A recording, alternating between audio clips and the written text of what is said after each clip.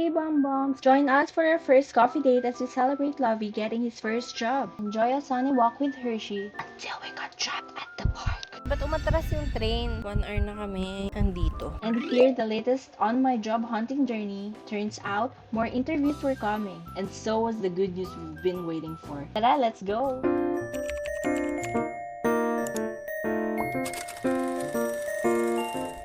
Hi guys, ngayon lalabas ako kasi titreat daw ako ni ninyo ng Tim Hortons. Kasi may work na siya guys, nauna pa siya sa akin. Lapit na ako umiyak pero hanap lang ng hanap. So, ayun. Ganito lang ako guys. Malapit na siyang lumabas. So, lalakad na ako. Hanggang 12 siya sa school. Ako'y magkakalat na ulit ng snacks ni Ushi. Tapos alis na ako. Tulog sa chair. Pero gigising yan kasi maririnig ko. Saglit lang kami. Babalik din kami dito. Dito kami magla-lunch. Nagluto akong Shanghai rolls. So yun, nakalat ko na yung snacks ni Hershey. Bale, alis na ako. Maghahanap na siya. Busy na siya, guys. 3 lang naman sa labas, so hindi ako masyadong nag-doble-doble. Tara.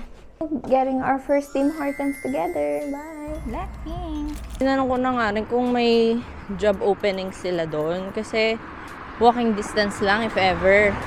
Kahit anong oras pa yun. Kaso wala daw. Check daw online. Lahat na ata nang may opening online, in-applyan ko na kahit 1 hour yung biyahe, kahit 1 hour and a half pa. So I'm here na, nauna ako kay Ninyo. Wait ko na lang siya. Hindi ko alam kung saan. So antayin ko na siya dito sa pedestrian lane. Hindi kasi nakapag-cellphone sa bus. Nahihilo siya. Let's go inside. Naka-record kaya yung kanina. Nakakainis. Ba't hindi naka-red? May mic pa ako. Oh, hello guys. Ito. Wow. Connected. Uy, small wins namin to guys. Hi, how do we get? What's yours? 1 French vanilla, please. Hot, large. Large? Okay. And then 1 fudge brownie iced latte. Large. Credit, please. Okay, go ahead when you're ready. Sa gabi na kakahapon, may parang nag-walk-in siya dun sa Wellington na Tim Hortons. Pinapasend ko ngayon. Walk-in, natanggap siya. Hindi. Kasi 6 to 4 yung job. So perfect sa'yo. Magaling ka? Oo. Nag-ano lang ako, scramble ng egg. Tsaka Siguro yung... inubos mo yung mga tarts na. Yung tart, sabi ko may na. dalawa pa. Baka Sabi na ko, yun. hala, hindi pa Nakaisip pa napapansin. lang ako. Oo. Mamaya kayo. Sa'yo, nakainin mo na yung dalawa. Hindi, mamaya bago pumasok ng work. Let me bring your cup. Oh, there's Lovey. Hey, Lovey. What? Thank you, Lovey. No problem. Sana ako naman next mag-work. Pwede mag-walk-in? I'm available any time of the day. Ganun. Punta ka na kaya mamaya pagkatas na ito. Mag-scooter ako? Tingnan mo pag-bus. Ayoko. Kung mag-ano, natatakot pa ako. Pero nag-scooter talaga sila sa daan eh. Tapos, interview na agad. Tanong mo nga. Guys. So, it's a Saturday and mataas yung araw. Maganda yung panahon. Bale, lalabas kami ni Hershey. We're going for a walk. Baka sa park or bahala na.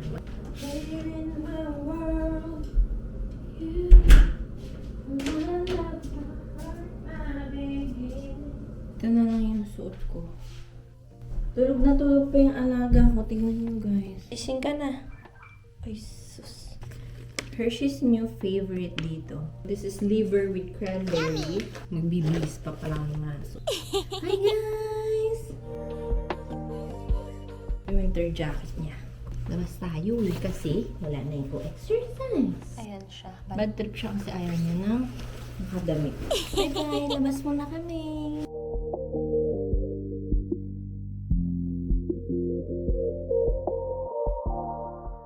Nag-bye-bye sila kay Ushi. Bye-bye guys!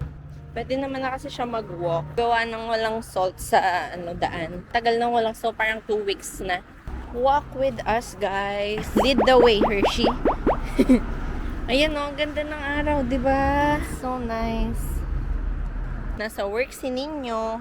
Kaya dalawa lang kami ni Hershey. Doon na kami sa park. Ang cute naman ng shadows natin. Speaking of shadows, 6th death anniversary ni Shadow today. ganun pa rin. Miss ko pa rin siya. My sweetest baby dog. Si Shadow talaga yung sweetest, guys. Sorry, Hershey. Sobrang bait nun. Lahat ng tao, mahahawakan yun. Kasama na sila ni Papa. Mga dogs and yung isa kong cat. Kasama na sila dun sa heaven. Sobrang peaceful dito, guys. Kasi sa Philippines, naglalakad lang kami sa subdivision namin. Pag naglalakad kami, prefer namin yung gabi talaga. Minsan mas gusto namin yung late na 10, 11. Para walang masyadong kotse, walang masyadong sasakyan na nasa daan. Mas malaya silang nakakalakad ni Riz. Dito, mas masayang mag-walk ng dog. 1 hour na kaming andito. Pero kanina nakaupo kami siguro mga 10 minutes. Uy! Andyan yung train. Buti hindi pa kami lumabas. Kasi matagal yan. So, yun yung mga 15 minutes. Hindi pa kami makauwi. Naharangan kami ng train. Extended muna yung walk. Nung unang labas namin sa airport, nagulat yata siya sa sobrang lamig. Nakadoble na siya nun eh. Pero ito ngayon, sanay na siya sa malamig. Diba? Nagpapatawid talaga dito. Ayan yung mga bata. Miss mo na ba si Andre? Yan pa rin yung train, guys. Look. Kaya na-extend kami here. Wait ka na, ano? Nagutom ka ba? Sarap! Nagutom? Gusto mo pa ba? Ay! Kung nakadami siya. Welcome! Agad ba't umatras yung train? No! Paatras siya ngayon. Hershey trap pa tayo dito, ha? Kala ko makakauwi na tayo. Hello. Tingnan nyo, pag maliit na dog, wala siyang reaksyon. Wala siyang pake. Pero pag malalaki, iniiyakan niya talaga. Ayan na ulit yung harapan ng train. Sana makatawid na kami. Tara na. I think that's all, guys. Bye! Hello, Bam! So, balik tayo sa job hunting era ko back in early 2024. Around February to, and thanks ulit kay Jad, I got another interview. Super thankful talaga kami sa kanya because after literally sending hundreds of applications, siya ulit yung naging way for me to get my second interview. Nirefer niya ako sa friend niya who was the manager of the restaurant at that time. Pagdating ko doon, may iba ring applicants na ini-interview. Siyempre, medyo kinakabahan ako. The manager and the supervisor interviewed me and thankfully, I felt like it went well. Pero alam niyo naman, after every interview, hindi pa rin nawawala yung overthinking. On my way home, all I could do was pray that I'd be considered and get the job. Fast forward, 3 days later, I heard back from them. They asked me to come back to the restaurant for a final interview. Siyempre, kinabahan ulit ako, but at the same time, I was excited because at least I knew I was one step closer. Pagdating ko doon, 2 na lang kaming applicants and this time, nandun na rin yung owner. Mas kabado kasi parang ito na talaga yung final decision. We talked for a bit, then pinagantay muna nila kami habang nagde-decide sila. After a few minutes of waiting, they finally let us know their decision. I just got hired! Sobrang thankful ko when they offered me the position.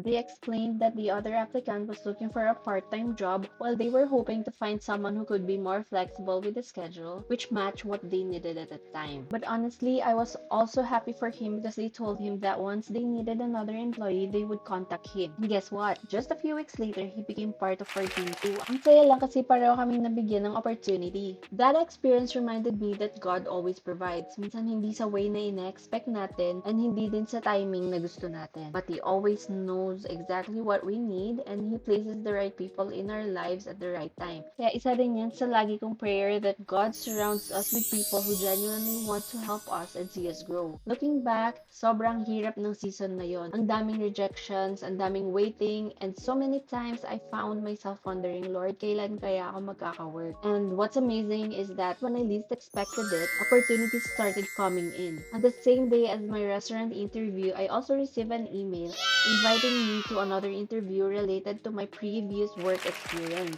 I'll share that part of my journey soon. Doon ko talaga na-feel yung saying na when it rains, it pours. After more than 2 months of waiting, biglang sunod-sunod na yung opportunities. Minsan tahimik na lang yung season natin, but God is always working behind the scenes in His perfect timing. More stories from this journey are coming soon, including my experience working at this restaurant. Thank you so much for watching, Bam Bam. See you in the next one!